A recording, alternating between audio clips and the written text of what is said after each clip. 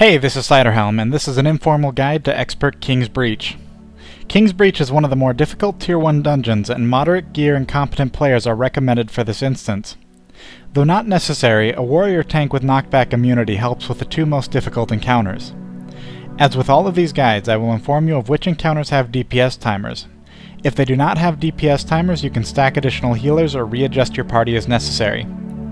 If you enjoy this guide, please subscribe to the channel. Hunter Sulang is the first encounter in King's Breach. There are two primary mechanics to watch out for. First, Sulang will periodically summon two wolves. We usually ignore these wolves, though a party struggling with tank damage can kill them quickly and resume DPS on the boss. Second, Sulang will periodically cast Unstable Radiation, an AoE attack that deals massive damage to everyone around him. Players with low health should stay at range. This encounter has no DPS timer.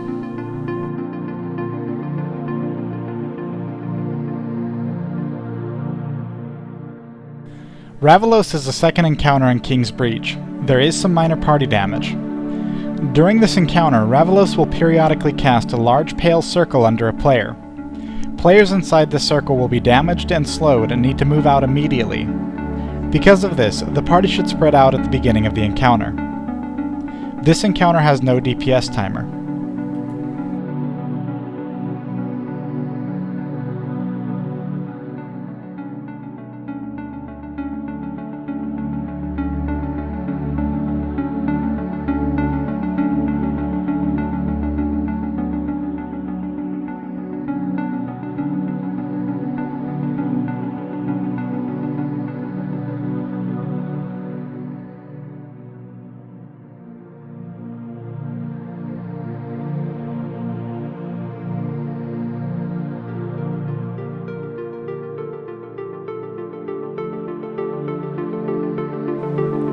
The Manticore sentries are the third encounter in King's Breach and can be one of the more difficult ones for parties.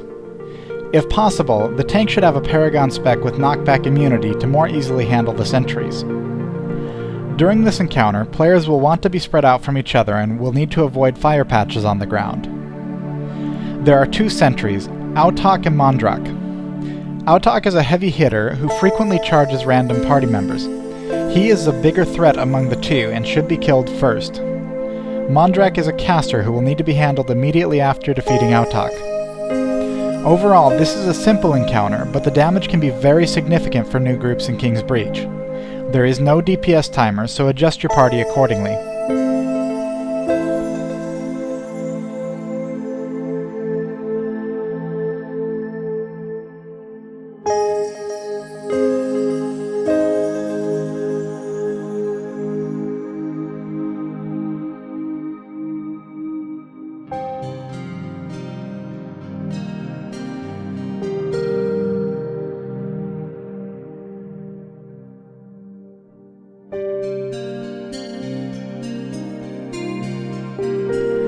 Shade Horror Phantasm is the fourth encounter in King's Breach, and relatively easy if you've made it through the Manticores.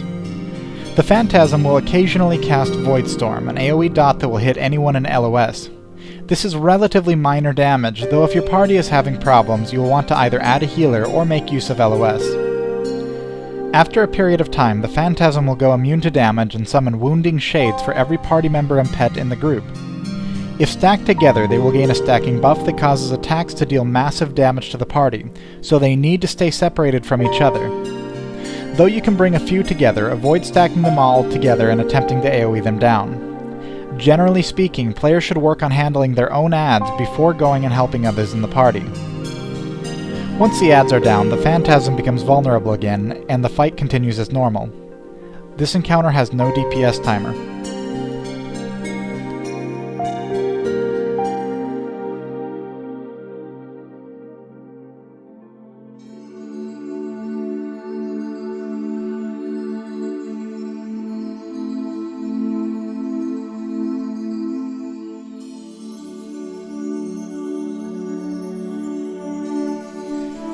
Constantine is the final boss in King's Breach.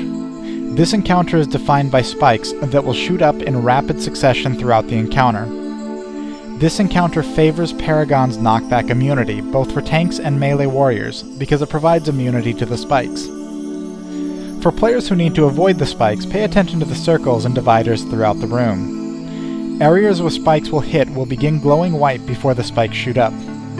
Additionally, until Mythosian Fury, they will simply alternate and players can move back onto spikes that have just shot up the instant the animation occurs.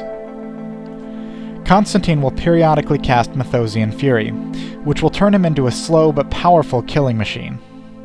During the cast, melee need to immediately move away and the tank needs to begin kiting him. It's best to kite him around the pillar you're tanking him at, since the Mythosian Fury buff will clear as soon as you've done a full circle and got him back in position. If you're not knockback immune, circles on the outer edge open up in both clockwise and counterclockwise directions.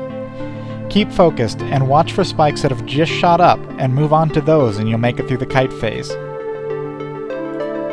Thanks for watching this video. Please subscribe if you've enjoyed it and feel free to visit us on www.eventideguild.com if you have any questions.